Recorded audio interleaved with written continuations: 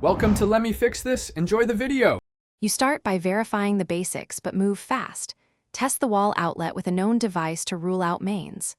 Once done, unplug the Wii U AC adapter and all cables, including HDMI and sensor bar, then wait 1 minute to clear any residual charge. Make sure to inspect the adapter cable and plug for cuts or melted insulation. A damaged adapter can mimic a dead console. If the adapter has an LED, note whether it lights. This tells you if the adapter still provides voltage.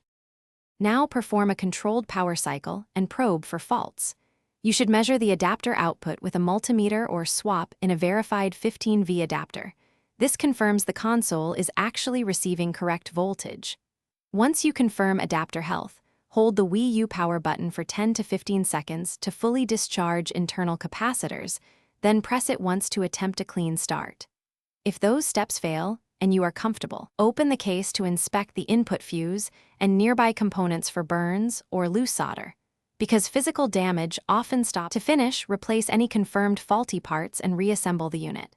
You should swap a blown input fuse or the adapter first. These are the most common single points of failure. If you found cracked solder or lifted pads and you are experienced, reflow those joints. Otherwise, do not force repairs, seek a technician. Reconnect cables, try different outlets, and attempt multiple boots. If the console remains unresponsive, document the symptoms and signs of damage, and consult a board-level repair specialist for module or mainboard replacement. Thanks for watching. If you found this helpful, don't forget to like and subscribe.